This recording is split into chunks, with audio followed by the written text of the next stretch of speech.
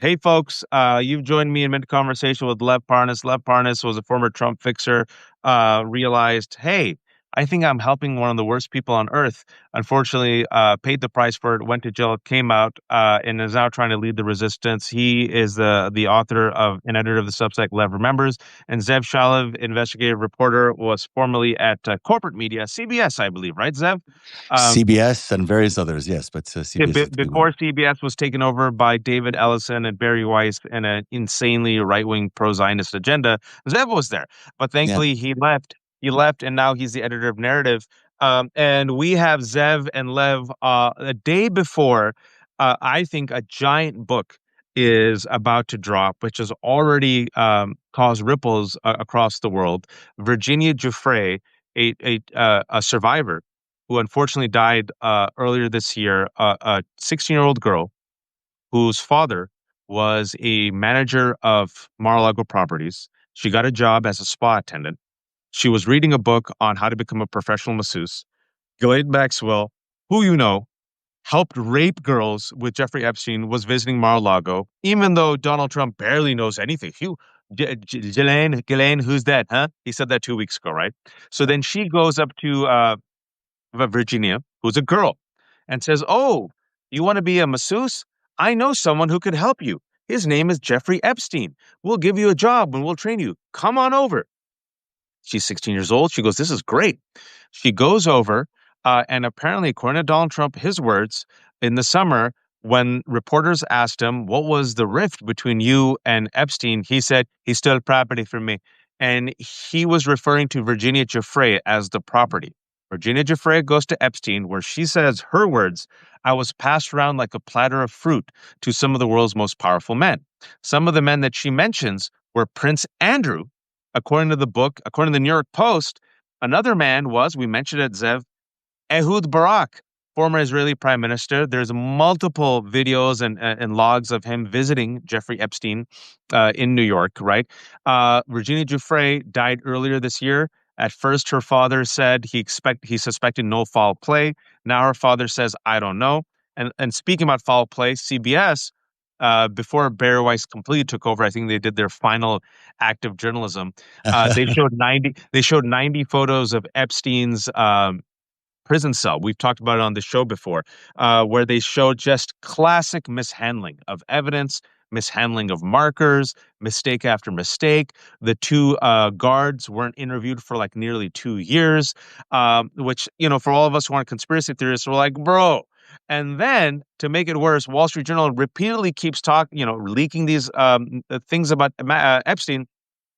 uh, Pam Bondi told Donald Trump apparently early as in May that he's in the Epstein files, which means since May, there's been a massive cover up. Pam Bondi said she had the files on her desk. Now, no files. Kash Patel said nothing to look about, nothing to see here, nothing to worry about. Ghislaine Maxwell last week got a high profile an unidentified visitor at the minimum security camp, which has pissed off all the other inmates. Who's the unidentified visitor? And then, as this is happening, folks, the House is shut down, and Mike Johnson has no excuse as to why he has not sworn in Adelita Grijalva, the representative from Arizona, who has openly said she will give the 218th vote to release the Epstein files. And now there's more and more pressure, guys. I don't know if you saw ABC News pressured him, Jake Tapper pressured him. There's literally no reason. So what we're seeing is, this is my take, Lev and Zev. We're seeing one of the biggest cover-ups in modern history, where the entirety of the GOP, not just the Trump administration, but the entirety of the GOP realizes that Donald Trump and other men are complicit. And if these Epstein files come out, according to Eric Swalwell last week, he said, a Republican colleague said, it's just a matter of time. And once it comes out, the entire house of cards will fall. That's just my opening salvo. Zev, I'll give it to you first. That's brilliant. Thank you, Waj, and thanks for having me on. It's a great summary of everything that's been going on. And there's people always ask me why Epstein, why is it such a big deal? I mean, so this was a long time ago. It's a story that's pretty old, and it's still with us for some reason. And the answer I always give them is that it's not just about the rape of these young women. It's about the financial crimes that we went along with the rape and human trafficking of these young women. And what we've seen time and time again in my research is at the very core of all the corruption we have seen in our society, in our government over the last 40 or 50 years came from Jeffrey Epstein. Mm. Corruption is the thing that has poisoned our democratic system more than anything else. We've seen our debt balloon to $40 trillion. That is all based on the fact that a bunch of billionaires have run up the markets, tanked them, and then made a ton of money on the back end of them by selling, by benefiting from the bailouts, the people's bailout that we gave Trump is them. still doing it. Trump is And still Trump is still doing it. doing it. You're right. So Randy Open. you've got to, Terror. this is corruption. We saw 7 million people show up this weekend to protest. What did they protest? They protested the fact that the system is so corrupt that he is making $10 billion of crypto right now while cutting healthcare to Americans at the same time. There's nothing more obvious in the corruption that we're seeing right now. It's happening before our very eyes. And Jeffrey Epstein is the core of this thing. So when Geoffrey's book comes out tomorrow, it will again open up our eyes to the things that they did, the things that Donald Trump, Jeffrey Epstein, and his cohorts, this group of rapists and human traffickers and convicted criminals in many cases, people who are organized criminals, people with foreign intelligence ties, what they did to our society and our politics, what they did to the very core of what being American is all about. And that's why the book is so important that it comes out this week, and it's so amazing that posthumously we get to read this thing. But also, it's so important that Ms. Gralva is seated and that we actually get a representative for her district in Arizona, because she's been in government. She should be in government for over a month now. She can't even get into an office. Yeah, 3 weeks. Yeah. Lev, you said right before Zev joined and as we press record that you've heard that the Trump administration is not too happy about Virginia's book that's coming out tomorrow. Oh no, not happy at all. And that's some of the things I'm still waiting. We might be breaking some news of some of the stuff that they're planning to for tomorrow to counter the attention. And that's why one of the things that everybody out here right now, it's extremely important. No matter what breaking news you hear tomorrow, don't let them try to get away with trying to cover up, because this book is extremely important. And the good part, it's not one day. It's a book. It's going to come out. There's going to be. I hope her family is allowed to go on a book tour and go on every podcast, on every media and expose. I mean, some of the things that just were already leaking. The fact that, I mean, you mentioned it. I don't know. I didn't read the book, so I can't confirm. But they're talking about that she writes there where she was left bloodied after she tried to Yeah. resist dealing with the major U.S. ally prime minister. Now, I don't know if it's Barack. if if Barack. if it's him. I mean, just a thought of the things. If these are the things that are leaking now, that she put out there. And remember, these are her words, because she was scared that she was going to. There's plenty of interviews with her out there. With her final words, where she's saying that if you're listening to this, that means I'm not here. If you're listening, so she was always, she was. And the reason why I understand her is because there's a lot of girls, a lot of women, a lot of victims, but she was different. She was on the inside. She was one of those, and being somebody that was on the inside of Trump's mega world, knowing how they think. No, that's why they're so scared of her, because, like you said, her father worked for Donald Trump in Mar-a-Lago. That's where they targeted her, and this is where she was exploited. She talks about how Maxwell right now, and this is very key also, because some of the things that right before we went on, you asked me if I got the scoop or not.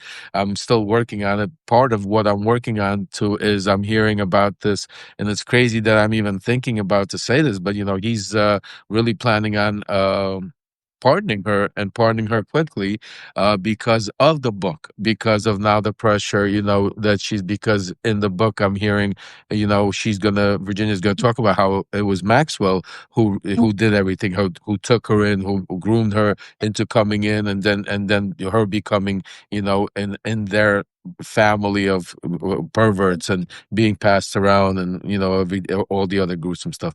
So the important part is, this is, not the end. This is the beginning. The book, the fact that we have, they could run, they could hide, as they say, but they're going to have to eventually swear in this congresswoman from Arizona, and once that happened, those votes will hit. And speaking to, I had Congressman Don Bacon on my show, somebody that actually didn't vote for taking it out of the House, but he did say to me on live, he said, "Listen, Lev," he goes, "that even though I didn't vote for it, and a lot of people did because they were scared of Trump, once this hits the floor, you will see hundreds of Republicans voting for. You will see a tidal wave, and which is that would confirm what Swalwell was saying, also saying from what he heard, that you were going to hear a tidal wave. So the most important thing is we need to keep the pressure on. We need to make sure that we use every excerpt out of that book, every and bring truth to light. And with that, this is where we need to. And I hope Congressman Rokana, Congressman Massey, because Massey's out there talking about the naming. I hope they're out there on the front lawn every day, taking away this news cycle for the next every day for a week, no matter what Donald Trump tries to do to take the week. No matter how he tries to use Putin and Ukraine and Russia, this Budapest meeting they're about to do, to try to distract from what really is about to take place here. No matter how they try to use the closure of the government by not swearing in a sitting U.S. Congresswoman, we need to continue making it. Because the one thing yesterday that should show everybody that when we unite, 7 million people, when we unite, when we let it makes a difference. It triggered him. It triggered him to such a fact that he was making AI videos of discussing things that I'm not going to. That is something very serious and sick for a U.S. president too, because remember, it shows him on the world stage. It's one thing what we're talking about saying, it's another what world leaders, others are understanding that he is losing it, that he is making it, and the things that trigger him. So we need to keep loud. We need to keep strong. But everything you said, Waj, everything Zev, reported on, I mean, it's coming to fruition. Everything we've been talking about is not coming. We're coming to a head. And now this is when we need to be even stronger, even more pushed to be able to get the word out. And I think, we're going to do it. But like we always say, this is his Achilles. This is his, what did you say? Achilles heel. tendon. Yeah. Keiko. This is the way you say it, but this is definitely his kryptonite, and we need to push it as far as wide and use some of their own words. Charlie Kirk wanted it. Hey, Donald, do it for Charlie. Marjorie Taylor wants it. You got plenty of people on there. Anna Paula Luna, that's trying to speak with the Russians right now. She's bringing out CIA. She still wants it. I mean, so you have enough ammunition. We just need to, and there's certain things I can't go into right now, but I'll tell you this much, guys, that I've noticed a little traction. I've gotten some phone calls finally back from certain people. I'm praying and hoping that we're going to see some movement, and I think that we'll have some big announcements soon. But we're going to make a difference. We know where to hit them. We know what to do. We just need a unified front and some people that are ready to stand up and not be scared to fight the fight and bring it to them, and not stand there and play defense all day long and be running around not knowing how to answer questions. God, the avatar of God is here, and he's the one that Yeah. actually gave me Achilles cankle. So thank you, God, who I think was in the Hey, comment God. section. And also, folks, I'm glad you mentioned the pardon, because I want you all. We try to our best to keep receipts on all of our shows, and we try to connect the dots, because I know there's so much for most people it's overwhelming. Just a week and a half ago, when Donald Trump was asked openly about the use of the Insurrection Act, he didn't say no. Stephen Miller has invoked the Insurrection Act. Donald Trump didn't say no about the Insurrection Act. And then Pam Bondi talked about the Insurrection Act. Mhm. When he was asked about the Insurrection Act, Lev and Zev, he was also asked about Ghislaine Maxwell. And he was asked about pardoning Ghislaine Maxwell. And that's when he said, Ghislaine who? Huh? What? And then what's her name? Oh, yeah. But then he did not say no. Now, you would think in normal times, any president, if you ask him about a pedophile, I'm using those words, a woman who was convicted of sex trafficking, a woman who is the right hand woman of Jeffrey Epstein, one of the most notorious pedophiles on earth, a woman who's about to serve a 20-year sentence, but then got sent to, and no one knows why, We know why, though. A minimum security camp in Texas, you would say, of course not. Why would I pardon a pedophile or a accomplice of a pedophile? What did he say?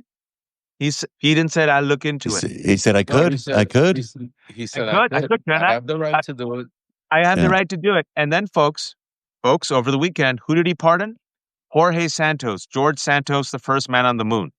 I said last week, especially when I saw the George Santos, the center for the Los Angeles Lakers, the man who invented Spanish, I said that's a sign.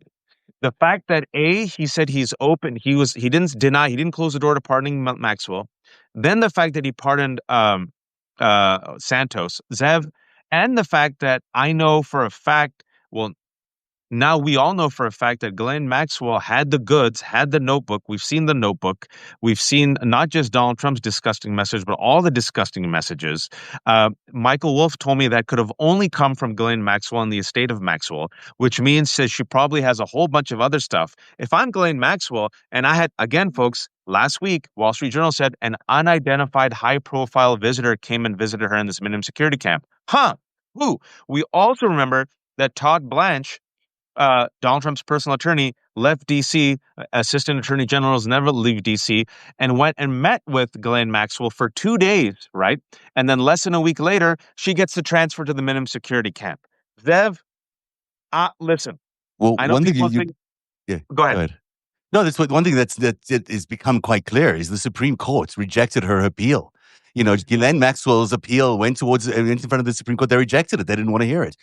That has probably thrown their entire camp into a tizzy because they thought, well, the appeal would let them off, and that would be fine. It's also forced Donald Trump probably into a position where he's like, I've still got this really bad, potential outcome. If Ghislaine Maxwell actually decides to come out there and speak the truth about me, oh dear, what am I going to do? Which is why when you're talking about pardoning them or them pardoning Ghislaine, it makes all the sense in the world because Ghislaine Maxwell can undo Donald Trump. It's not very hard for her to undo Donald Trump. In her taped recording, her interview, call it what you will, with Todd Blanche, she's very nice about Donald Trump. She calls him a complete gentleman. But the truth of it is, anyone who's done even a little bit of investigation knows that Donald Trump and Epstein were, attached at the hip financially and in their interests in raping young women. So this thing here that is such a hot potato for him.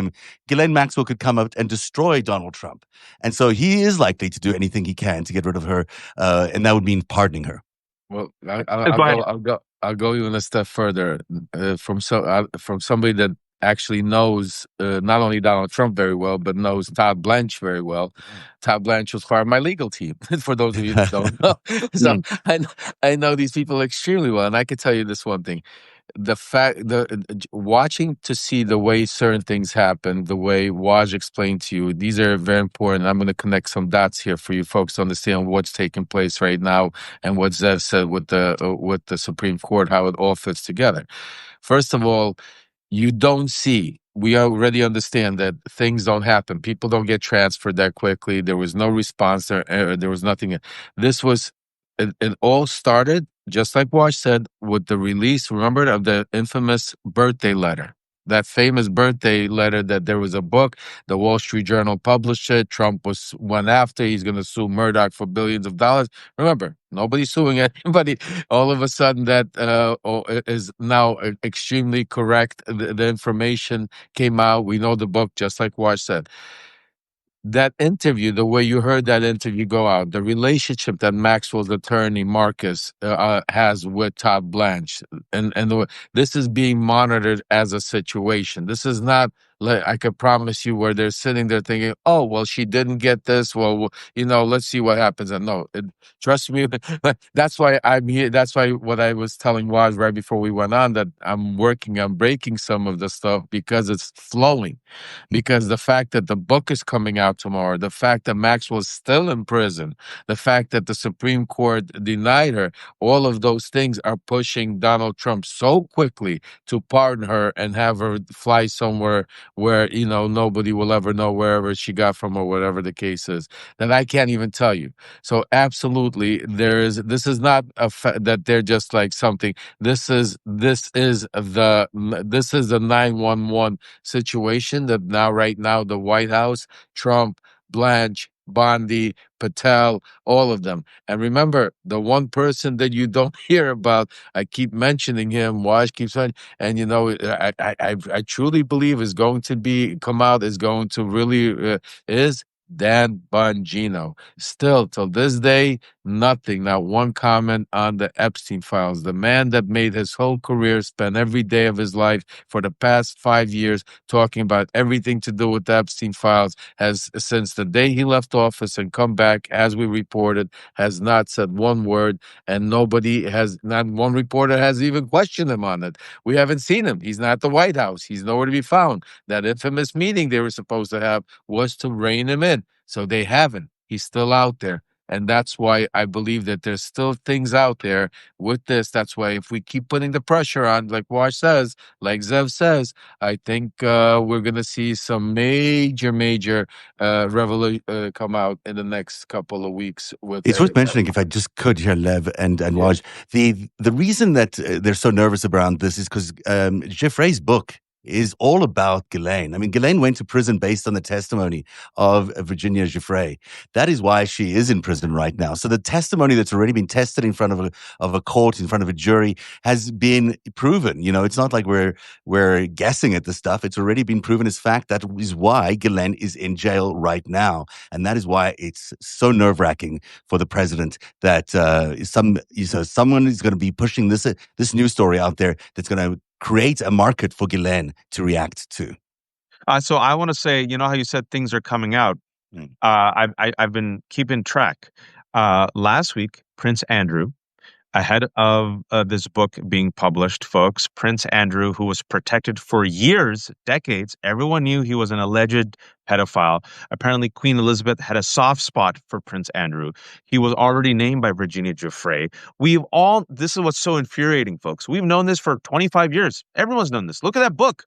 Everyone who was friends with Jeffrey Epstein knew he loved girls. The drawings in those books were disgusting. We talked about it in this show, on Zev's show.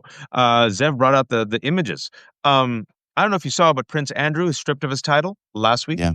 And then there were two articles, Zev, that came out this week. And I know you've been following the money trail, and we've been mentioning these names. Leon Black. For those who don't know who Leon Black is, 74-year-old billionaire, private equity investor, formerly of the Apollo Management Group. For some strange reason, everyone's been asking for years, why did this really brilliant billionaire, this private equity investor, a man who's worth, I think, $13 billion, Leon Black, why did he give millions upon millions of dollars to a college dropout, Jeffrey Epstein? And nobody understood why. And then there was Leslie Wexner. Former CEO of Victoria's Secret, another billionaire, another hardcore pro-Israel supporter, right-wing Zionist, who, by the way, gave just so much money, so many gifts to Epstein, gave him the crown jewel of New York's real estate, the penthouse, the infamous penthouse in which Epstein allegedly raped a lot of girls. He gave him that penthouse for $70 million worth penthouse for free. Townhouse. And then you saw, and I don't know if you saw this, but in the weekend, New York Times did a huge deep dive into Leon Black and his relationship with Jeffrey Epstein. And then Miami Herald, the fantastic journalism of Miami Herald, Julie Brown, who won a Pulitzer, if I remember correctly, she came out with a piece a couple of days ago. Epstein had dinners with the top Florida prosecutor on his case, Matthew Menschel. Totally normal. So all of these people now, Zev, I mean, first of all, you're like, well, why didn't people know this shit earlier? Number two, oh my God, this was happening out in the open. But number three, Leon Black is a really powerful, wealthy man, and the New York Times did a huge deep dive. Yeah. And it's essentially saying, hey, Leon, why did you give him this money? And I think we all know the answer. I think it's all coming out. It's interesting. The Times, and I have a lot of time for the journalists at the New York Times. Obviously, they've done an incredible job, David Enrich amongst them, in gaining this trove of emails that they've been able to get. I think it's from Senator Ron Wyden's office ultimately that they got the emails. But I am disappointed a little bit in what they reported, because it sounds, when you read the whole story, that it's all just about, Epstein doing what he claimed he was doing for all these rich billionaires, which is providing them tax advices and tax dodging, which he probably did do for these various billionaires, and he probably did do it for Leon Black. Was it worth $170 million? No, not likely. And this has been why Ron Wyden has been investigating Leon Black for a very long time, to try and understand, why is it that this man is paying such high fees to Epstein, who is not even a registered accountant? I mean, never mind anything else. Wasn't a tax advisor, wasn't anything. He just basically is giving this money away. And buried towards the end of the story is a quote from Ron Wyden, because they didn't bring themselves to say it themselves, despite a lot of evidence showing that Leon Black was involved with several women inside Epstein's orbit, and that they received several loans, which are basically payoffs, and that Epstein was quite rough in the way he approached Leon Black, and quite tough in his language, calling his kids retards and a whole bunch of other sort of bullying tactics. And it takes Ron Wyden at the end of this whole thing, in reaction to the piece after it's published, to say, this is actually potentially blackmail. Because the New York There you Times go. can't even bring themselves to say that it's blackmail. Now, I reported that it was blackmail that Jeffrey Epstein was involved in 2019. That story has been out there for 6 years. I had two on the record people who would know this about Jeffrey Epstein, people who came on the record to tell me that this was a blackmail operation for an intelligence agency. The fact that, and various others had confirmed it off the record, the fact that 6 years later, we still can't get the major media publications in America and the networks in America to admit this very one thing is mind-boggling. It just tells you how much control there is over the media ecosystem, that still to this day, even with this abundance of evidence, they're still watering down their reporting.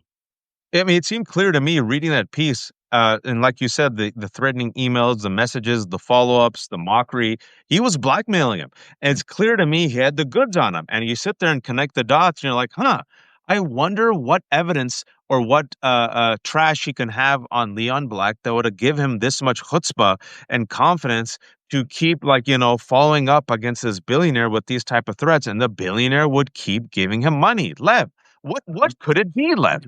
I mean, but we spoke about not only Leon Black. I mean, we on Zev. Remember, we spoke about there's plenty of evidence that Zev reported on that was part of a strategy that they used against Democrats. For the Israeli intelligence at the time to target certain, and that's why you heard a lot of Democratic people in there. And one of the things that they used was to use underage girls, not even to tell, not even to warn, but to use that as a tool to be able to blackmail, to be able to influence, to be able to target certain people and influence. So, I mean, if it smells like, if it walks like a duck, if it talks like a duck, sometimes it's just a duck. I'm saying to you, it's as plain and simple as what it is. And I think the fact that we're still, till this day, even talking about and trying to, figure out if he was not working for some sort of intelligence, I think the problem, I mean, it's one thing if we were talking about how deep he was, that's different. But the fact that we're still, that there are still forces out there to trying to say that, oh no, he was just some regular dude that came out of nowhere, that, and don't even forget, Bill Barr's father put him as the president, a teacher or whatever at the school. Then Bill Barr, for some reason, is the one that was there to indict him in 2019. He was also under Bill Barr's watch. We don't talk about disappeared. The one thing I am trying to get, and if I get him, I'll bring him on. Maybe a Zev, you could put together, and we'll do a whole. So one of the guys that was in prison with me. Happened to be the one that cleaned Epstein's cell. He was with him in MDC, and then he was transferred over that night to a swanky federal camp, which that later on, me and him intertwined, and I heard some stories there. What I'd like for him to talk himself about exactly what he saw, what happened, what went down right after, and the cleaning. One of the things he said when he went in that cell to clean it, he saw so much. Uh, Linen in Yeah. there. he goes, now that you're here, he goes, because I was curious, asking him when we first met in prison, and we were going through, so, obviously, he goes, he goes, you were in the shoe in solitary confinement. He goes, can you get all that linen in there? He goes, can tell me how you would hang yourself? He started going, and when he started talking to me like that, I was like, I mean, it's obviously because, and there's a lot of things, and it all happened. Let's not forget under Bill Barr. Where's Yeah, Bill sure. Barr? You know what I'm saying? And Bill So Barr visited him. Remember that? Bill Barr visited Mhm. him in prison. And then also, folks, Epstein was arrested when? During the Trump first administration. Like, Bill Barr. I don't I think like look, Zev and Lev, we've talked about this before. I'm not a conspiracy theorist. I like evidence. I'm telling you, the last 6 months, what I've seen, Zev, what are we missing here? Because you see Ghislaine Maxwell, no one explains why she's got this cushy transfer to minimum security prison. You see Todd Blanche meeting her. You see Donald Trump now open to pardoning her. You've seen Wall Street Journal, that flaming leftist Muslim communist rag, drip, drip, drip. You're seeing, Leon Black, the New York Times deep dive as could have been stronger, but it was what it was. Julie Brown with Menschel, Prince Andrew with his title being stripped, Virginia Giuffre with her memoir. I mean, what are we missing, Zev? What we're missing, I think, is the fact that this was not just Epstein. This is a network of individuals who benefited from all this corruption and all this compromise. I mean, what Epstein was doing, and this has been told to me by Ari Ben Menashe, Maxwell's handler for many years in London, and certainly as someone who would know this. He said to me that the reason that they went with the underage girls is because you can sleep around with women as much as you want, but it's not a crime.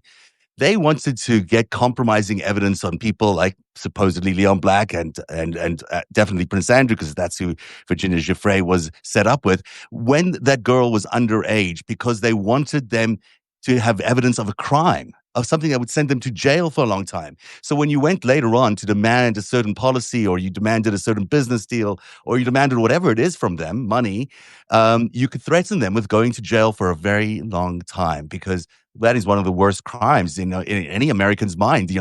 Raping a child is one of the worst things we can think of. And that is why this very, very conniving, despicable mind did this to all these very well-known, famous people, and many Democrats as well, who, they were trying to control it politically. But it's not just Jeffrey Epstein that benefited from it. The entire network benefited from it. And that network, believe it or not, obviously includes Donald Trump, the current president of the United States. They were best friends for years. He talked about how Virginia Giuffre was a stolen piece of property for Donald Trump when Epstein recruited her, and Ghislaine Maxwell recruited her. They were operating in the same world. They were operating in the same sphere of influence, in the same game. And this is the way they did business. They corrupted our entire system by getting these powerful people in compromising criminal situations and capturing it on videotape and using that against them. And Listen, then Trump and Epstein both got loans the same day from Deutsche Bank, didn't they? They both joined Deutsche Bank on exactly the same day. So I keep forgetting the exact dates. I won't try to repeat it. But, there's a history between them having the same bankers, JP Morgan and then Deutsche Bank. They all were connected, all of them, including Robert Maxwell, connected to Ace Greenberg down at Bear Stearns for all the way from the very beginning. I mean, the possibility of Jeffrey Epstein, Donald Trump, and Robert Maxwell being at the same brokerage firm in 1980 or 1977, whatever it was, is pretty unlikely. And yet there they all were coinciding, at a time when all sorts of crazy things were happening in our financial system. Let me tell you guys one thing. I'm not a journalist like Waj. I'm not an investigative journalist like Zach. I was one of them. I was in those rooms, and not just with Donald Trump, but for those of you that saw my documentary, know that my life has brought me around the world. Zev has actually investigated me. Zev has investigated me from head to toe. Actually, that's how we met. So I've been in a lot of these rooms, and I've seen a lot of how and then graduating to be around Donald Trump, Rudy Giuliani, and being in that world of seeing how power and how deals are made made, how corruption is being put around. I could tell you none of this is coincidences. This is not some, oh, if or what. Like again, I said, this is exactly playing out. And now the most important thing, and I could tell you, is what Zev and Waj said. It's not about Epstein. It's not about Maxwell. We know they are. Maxwell's in prison. We know that they were guilty of committing these crimes. It's about the biggest cover up America history has ever seen. When the U.S. president is covering up for pedophiles, covering up for child traffickers, for covering up that is what this is about. This is about getting justice for all of the victims. Because yes, we hear about in Virginia, if we got may she rest in peace, but her voice is going to be the one from beyond the grave that's going to come Yep. back to haunt Yep. Donald Trump and all of these sick perverts that are still are right now conspiring behind the scenes, spending money going after the Tom Masseys or the Rokanas to get them out, so to shut them up, going after the media to make sure they don't talk about. That is why, again, I'm going to take this 1 second, is why our community here, like Substack, and why people like Zev, like Waj, and other independent journalists out there is so important. Because if you turn on the TV today, you're not going to see any of this on any of the channels. This should be the biggest news right now. Instead, what are we talking about? I guarantee you're going to be talking about for the next 2 weeks about if Trump is going to be hard on Putin in Hungary and getting set for this big meeting that Trump and Putin, in the meantime, to take away from this all that he's doing by the fact that he has, ICE in Chicago, the fact that he's putting ICE in Portland, the National Guard, the fact that we're not even, just think about how crazy it is. We're not even talking about, and I'm proud to say, I want to do a shout out to my son Aaron that broke the news about that they were shooting yesterday during No King's Day. They were shooting missiles into Fort. I don't know exactly. I don't want to mispronounce what exactly. And bits and pieces of the actual missiles fell Oh onto yeah, the streets of in Los California, Angeles, in Well, California. on the CHP, on the California Highway Patrol, and Gavin, unbelievable. we just talked about it. Last couple of days ago, real quick, when Miles Taylor and Olivia and I were trying to sign the alarm, that JD Vance, in order to distract during the No Kings rally, openly said that he's going to do these military exercises off the coast of California. We're like, what? And thankfully, Gavin Newsom shut down the highway. And what happened, folks, for those who are tuning in and don't know this story, shrapnel from this military exercise done by these two incompetent fools, J.D. Vance and Pete Hegseth, landed on a car of the California Highway Patrol. And God forbid if Gavin Newsom had allowed the freeway to be open, that could have actually injured and or killed someone. Should be Yeah. huge. It's such a joke. It's embarrassing that Pete Hegseth can't even get a military exercise right, and now we're thinking about sending our troops to war in Venezuela under his command. I mean, it's ridiculous. It's on a CHP vehicle, folks. So speaking about backing the blue and helping law enforcement, Chicago police are getting tear gassed by friggin' law enforcement. They arrested a Chicago police officer, assuming that he was an illegal immigrant. Then you got a CHP shrapnel being hitting a CHP vehicle. Then you got Donald Trump posting an AI video of him shitting on America. I mean, and now you have him like unleashing the National Guard and the military. Like, it's all distraction and a path towards what we have said multiple times to be led as martial law. But I think what's going to hasten that move is the desperation. And I really think Zev and Lev they cannot escape the Epstein files. I think this has him like a cornered rat because he's all up in the files, folks. I want to remind you all that the FBI has a unit that was tasked with finding Donald Trump's names in the Epstein files and scrubbing the names. Okay. That also, Allison Gill was the first one to report, then CBS confirmed it. CBS and also confirmed that the handling of the Epstein post-suicide jail cell crime space was just completely effed up. Ghislaine Maxwell, no one has explained to us. No one has explained to us why she was transferred to a minimum security camp. It has never been done before. No one has explained to us, really, we still haven't got an explanation as to why Jeffrey Epstein got a sweetheart deal in 2007 and then was allowed to keep raping. No one has explained to us why George Santos got pardoned. Oh, Donald Trump said because he was a good Republican. All of these things are happening, folks. And you said Lev, the ghost of Virginia Giuffre, I think, can haunt these people. It already took out Yep. Prince Andrew. I mean, that's a huge thing that happened a couple of days ago. The fact that Prince Andrew gave up his titles. Why did he give up his title? If there was nothing to see, folks, if it was all bullshit, if she was lying, because that's what Prince Andrew and the friggin' his mom, Queen Elizabeth, and all the other people, I hope she burns in hell. I said it. Yes, I said it. Um, they said, oh, she was lying, lying, lying. If she was lying, Zev, would he have ever voluntarily given up his titles? You know why he gave up his titles is because there really is a generational shift happening between the king and the future king. And my understanding is that it's behind the scenes. It's the future King William, and people are starting to call him King William already, who is not interested in having Andrew's legacy taint the royal family, and is quite aware, I'm sure, of everything Epstein and his uncle did for that those many years. And Charles has been different. Charles has been very forgiving of his brother, and has allowed him back into the fold. But William is not having it.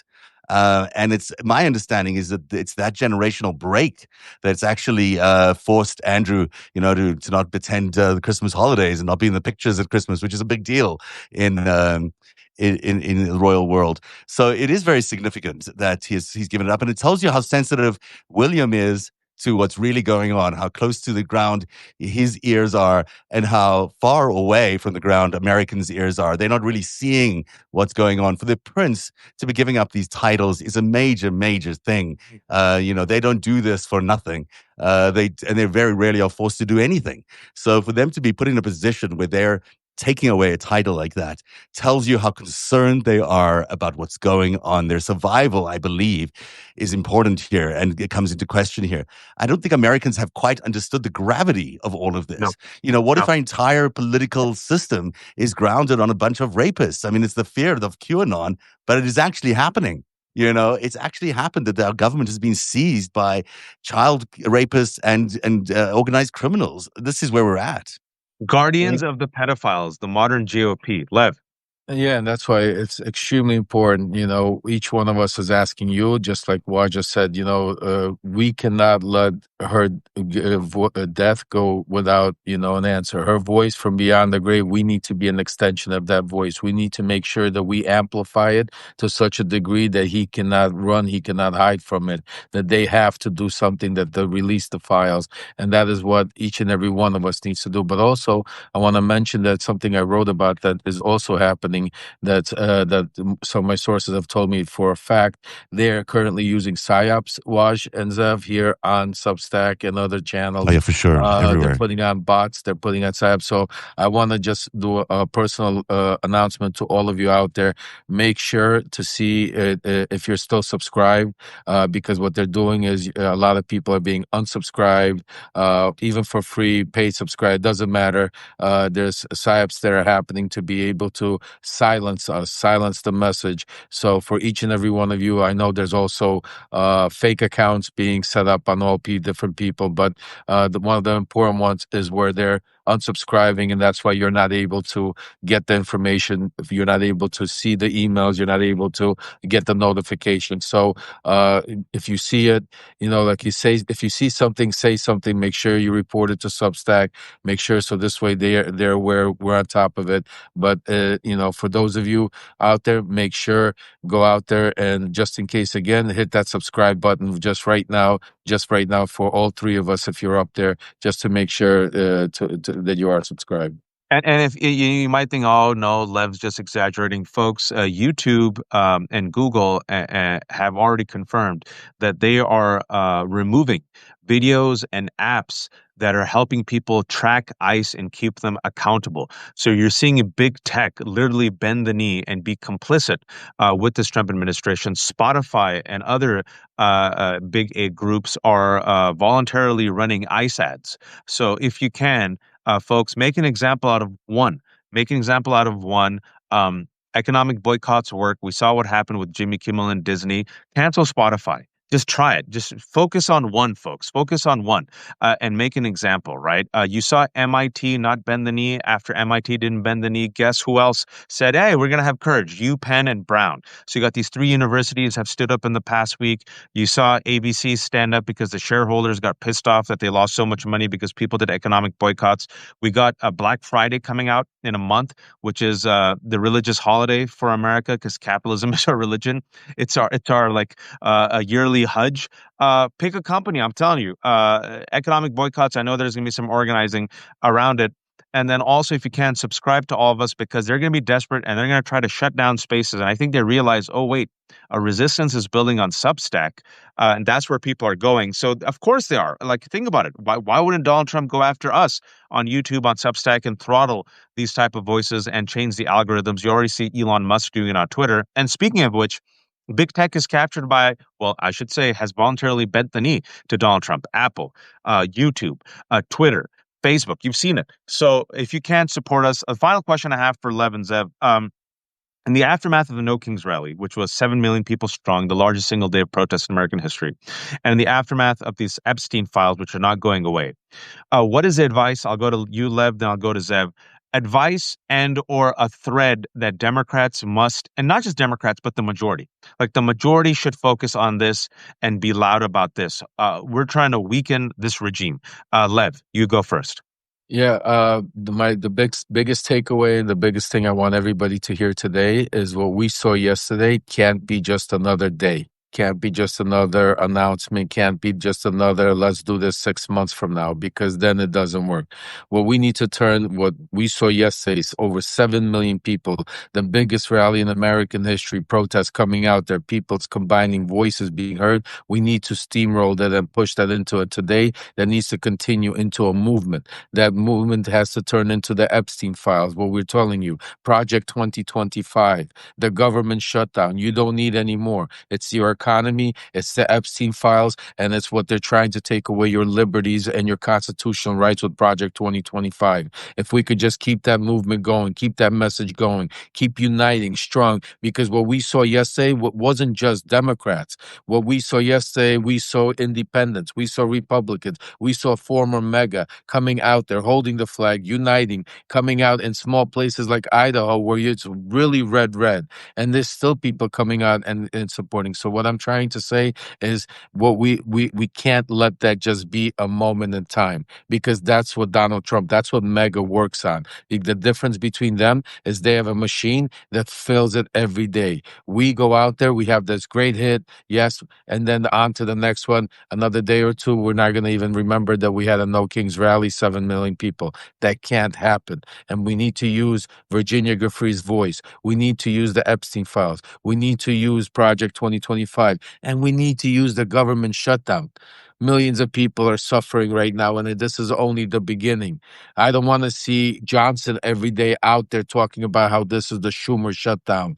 They need to use the media. The Democrats have the power, even though I'm going to stop. But we need to just continue. We need to move. We need to unite, and we need to keep the movement going. Zev, what can they do and what can Democrats do when it comes to Epstein? I still think Ron Wyden, and he's from Oregon, folks, notice the crackdown in Portland. I think the money trail is where it's at.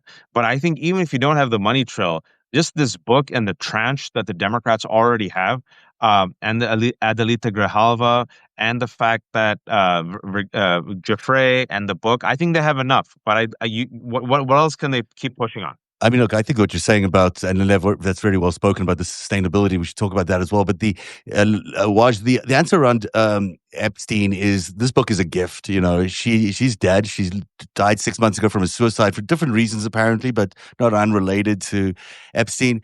But her words are going to be the ammunition that we all need to approach every politician. I don't think there should be a single representative who can even open their mouth or mouths on Capitol Hill without the question of why did this happen to Virginia Giuffre, and why can't we, as American citizens, learn about what happened to her? Because there are going to be allegations in that book that are very detailed, and some are going to be very hard for all of us to stomach. But we've got to make sure that every Republican or every representative is on the record as to why they're either supporting this pedophilia and the human trafficking and the rape of these young women or not. I mean, this is their opportunity to distance themselves from this corrupt government. And then the other part of that is the corruption. This is the thing that we can bring Americans united around is the issue of corruption. And we're seeing it so blatantly out of this White House. It's appalling how we see day after day this self-grifting, this enriching. It's appalling what's going on.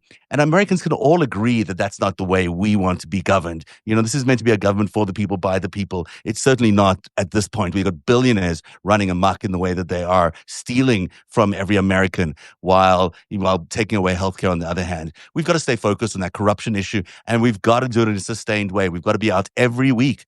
We know what to do. The Israelis did it. They've shown us the way. Every week, we have to be outside the White House in hundreds of thousands to say we have had enough of this corruption. Amen. Zev and Lev, thanks for joining. There's about 2,500 people who are watching us. I know some people tuned in late. We're going to have this conversation up with transcripts at Zev's fantastic.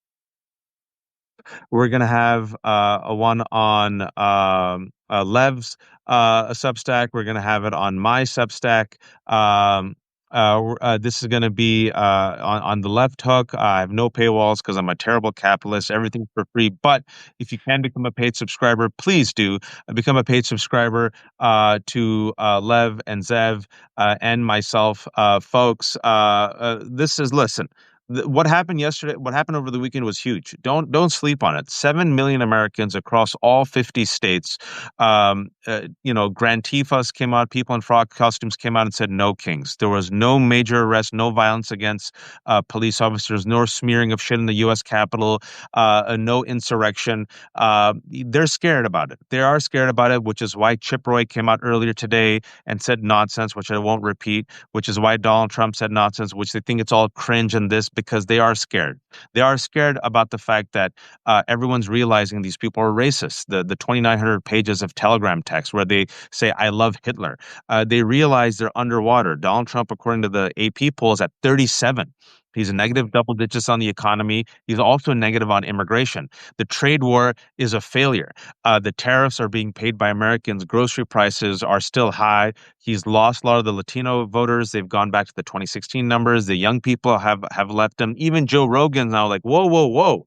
I don't like this. I'm not interested in kids being zip tied and all this other stuff. So they're desperate. And the Epstein files, again, I know it's going to be a broken record. They are the weakness. They are the Achilles cankel. This is a cornered rat. He cannot escape it, folks. It's a cover up. They can't escape it. So when Virginia Giuffre's book comes out tomorrow, do whatever you can to just promote it, promote it, promote it. And as Zev and Lev said, ask every single elected official, are you supporting releasing the Epstein files? And if not, why are you protecting pedophiles? Why are you protecting pedophiles? And Mike Johnson has no answer. He should have sworn in Adelita Grijalva over 3 weeks ago. The only reason he hasn't, folks, is because she will give the 218th vote to release the Epstein files. Lev and Zev, final word for you to shamelessly promote yourself. Go ahead, Zev. You go. I was going to say, Waj, thank you for everything you're doing. I think your reporting is always spot on, and your incredible broadcasts are so far-reaching, and they do hit the mark. Where there's not this kind of broadcasting elsewhere. So, absolutely, hats off to you and Lev for the incredible work that you both do. I think it's so important that we get these Substack voices supported, and that we continue to be able to have a voice. There is definitely an operation underway to limit our ability to reach a broad audience, to contaminate our chats, to really limit the amount of subscribers we get, and we rely on everyone at home to support us, both as free subscribers and paid subscribers. It's how we get to do the work that we do, and everyone should be supporting everyone on this chat. And thank you so much for having me on. I appreciate it. Lev, how about you? I mean, Sip, I mean, you guys are great. Independent journalism is what we have left right now to be able to get our First Amendment right, to be able to get the information we get. So make sure support Waj, Zev, Midas Touch, my son Aaron, and all the independent journalists out on Substack right now. They're doing such great work to bring you the information. But remember, I'm not a journalist. I was one of them, and I risk everything getting you the information, and that's why I'm not doing it as a business. I'm doing it to be able to save our democracy and give back to something to as part of something in my heart to know that I could do back to what I was maybe a part of. I've also started a channel on now YouTube. I'm not technically inclined, but now you can also see me on at Lev Remembers on YouTube, because I know they're going to try to shut down my channels anywhere. They're going to try to shut down my voice. I've already heard it. So I'm going to go out there as loud as, and I'm not going out there fighting. So I promise you, as long as you're with me, I'm going to be out here giving you the information, the truth, and everything possible. But number one, support all the independent journalists, because that's all we have right now. We don't have nothing else right now standing in the way of getting the information out for you guys to be able to fight to save our democracy. Thank you all for watching. Be informed, be kind. For those 2,600 people who are watching, I know some tuned in late. Don't worry, this will be up on our channels. Strongly recommend listening to it. We did our best to connect the dots and why the Epstein files are not just so important, but how they will. I'm they will bring down Donald Trump, and not just Donald Trump, but so many powerful men who have escaped decades of any accountability. And literally, the GOP right now, folks, I say without exaggeration, is the guardian of the pedophiles. They know. They know what. And there's this book coming out by Virginia Giuffre tomorrow, her memoir. Don't let her death be in vain. She suffered. That woman suffered for 2 decades.